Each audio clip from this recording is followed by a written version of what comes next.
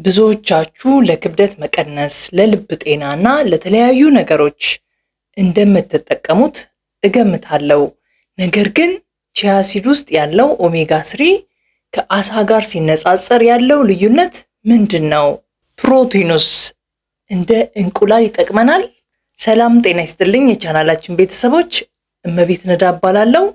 የስነ ምግብ ባለሙያ ነኝ። ዛሬ የቺያ ሲድን ሳይንሳዊ እውነታዎች፣ የአጠቃቀም ዘዴውንና ብዙ ሰው የማይናገረውን ትልቁ ጥቅሙን በዝርዝር እናያለን። እስከ መጨረሻው አብራችሁኝ ቆዩ። ብዙ ጊዜ ቺያ ሲድ ከአሳ የበለጠ ኦሜጋ 3 አለው ሲባል ትሰማላችሁ። በግራም ሲሰላ ይህ እውነት ሊመስል ይችላል። ነገር ግን እዚህ ጋር ትልቅ ጥንቃቄ ሊደረግበት የሚገባ ጉዳይ አለ። በሰውነታችን ውስጥ ኦሜጋ 3 በሁለት ዋና መልክ ይገኛል። አንደኛው DHA እና EPA። እነዚህ ንቁ የሆኑት የኦሜጋ 3 አይነቶች ናቸው። ለልብ ጤና፣ ለደም መቅጠን፣ ለአንጎል እድገት እንዲሁም በሰውነታችን ውስጥ ያለን እብጠት ወይንም ኢንፍላሜሽን ለመቀነስ በቀጥታ የሚያገለግሉ ናቸው። እነዚህ በብዛት የምናገኛቸው በአሳዎች እንደ ሳልመን እና ሰርዲን ውስጥ ነው። እናስታውሶት፣ ሰብስክራይብ አድርገዋል? ALA ወይንም አልፋ ሊኖሊክ አሲድ የሚባለው ደግሞ በቺያ ሲድ ውስጥ በብዛት የሚገኘው የኦሜጋ 3 አይነት ነው። ቺያ በውስጡ እጅግ ከፍተኛ የአልፋ ሊኖሊክ አሲድ መጠን የያዘ ተክል ነው። ትልቁ ጉዳይ ሰውነታችን ይህንን በቺያ ውስጥ ያለውን አልፋ ሊኖሊክ አሲድ ወደሚጠቅመን ንቁ ወደ ሆነው DHA መቀየር ይችላል የሚለው ጥያቄ ነው። ሳይንሱ የሚነግረን እውነታ አስገራሚ ነው። ሰውነታችን አልፋ ሊኖሊክ አሲድን ወደ DHA የመቀየር አቅሙ እጅግ በጣም አነስተኛ ነው። ጥናቶች እንደሚያሳዩት ይህ ለውጥ የሚካሄደው ከ1% በታች ብቻ ነው። ይህ ማለት ኦሜጋ 3ን ለማግኘት ብቻ ብላችሁ ቺያ ሲድን ብትመገቡ ሰውነታችሁ ለልብና ለአንጎል የሚሆነውን ንቁ ኦሜጋ 3 የሚያገኘው በጣም በትንሹ ነው። ስለዚህ ለኦሜጋ 3 ፍላጎታችሁ ቺያ ሲድ የአሳን ያህል ውጤታማ ላይሆን ይችላል። ነገር ግን ይህ ማለት ቺያ ሲድ አይጠቅምም ማለት አይደለም። ቺያ ሲድ የኦሜጋ 3 ዋና ምንጭ ባይሆንም ብዙም ያልተነገሩ የሚገርሙ ጥቅሞች አሉት። በተለይ ለአንጀት ጤናና ለጠቃሚ ባክቴሪያዎች ያለው ጥቅም ወደር የለውም። ቀጥሎ ስለ ፕሮቲን እናውራ። እዚህ ጋር ብዙ ሰው የሚሳሳትበት አንድ ትልቅ ሚስጥር አለ። አንድ መካከለኛ መጠን ያለው እንቁላል 7 ግራም ፕሮቲን ሲኖረው 2 የሾርባ ማንኪያ ቺያ ሲድ ደግሞ 4 ግራም ገደማ ፕሮቲን አለው። መጠኑ ተቀራራቢ ሊመስል ይችላል። ነገር ግን ፕሮቲን ሁሉ ፕሮቲን አይደለም። ለምን ይለያያሉ የሚለውን እንመልከት። እዚህ ጋር ማወቅ ያለባችሁ ትልቁ ቁም ነገር ባዮ አቬይላቢሊቲ ይባላል። ይህም ማለት ሰውነታችን የገባውን ፕሮቲን ሰባብሮ ለጡንቻና ለጤና የመጠቀም አቅሙ ማለት ነው። ደረጃ 1 ጠቃሚ ፕሮቲን የእናት ጡት ወተት ነው። ሰውነታችን 100% ይጠቀምበታል። ደረጃ 2 እንቁላል ለአዋቂዎች ቁጥር 1 የፕሮቲን ምንጭ በመሆን ያገለግላል። ሶስተኛው ስጋና አሳ ናቸው።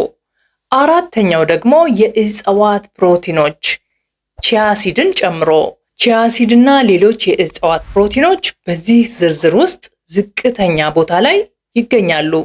ምክንያቱም የአሚኖ አሲድ ስብጥርን ብናይ ቺያ ሲድ እንደ እንቁላል ሙሉ ወይንም ኮምፕሌት የሆነ የአሚኖ አሲድ ስብጥር ላይኖረው ይችላል።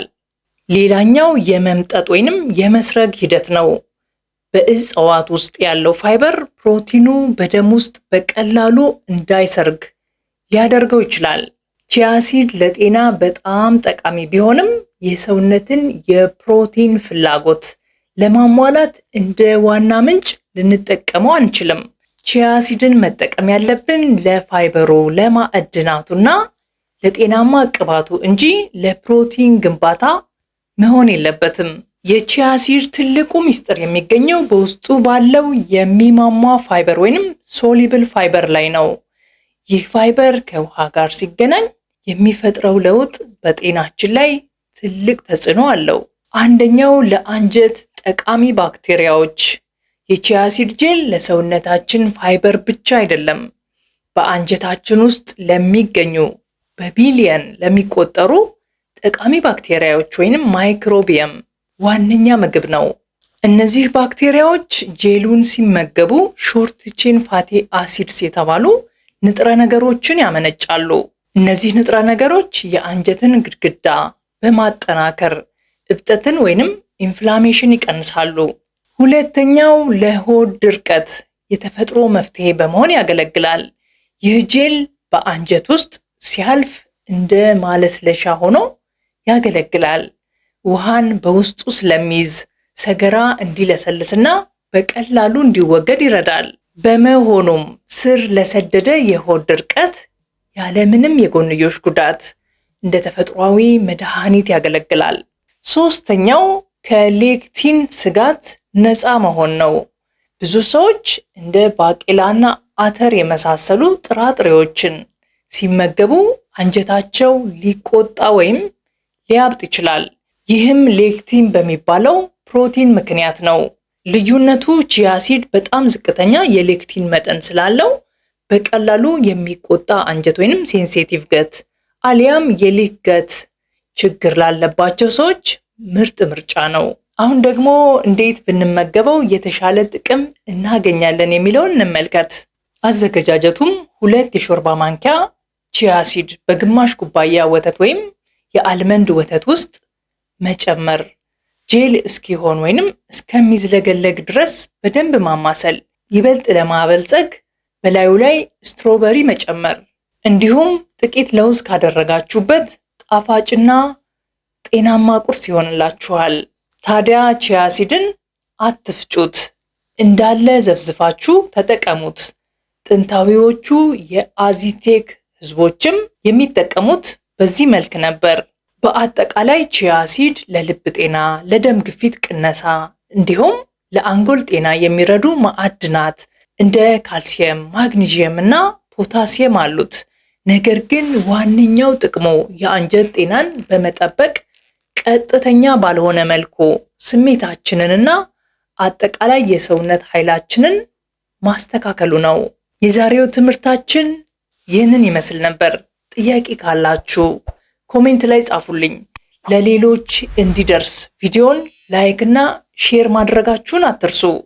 በቀጣይ በሌላ ርዕስ ከምንገናኝ ጤናማ ሆናችሁ ቆዩኝ።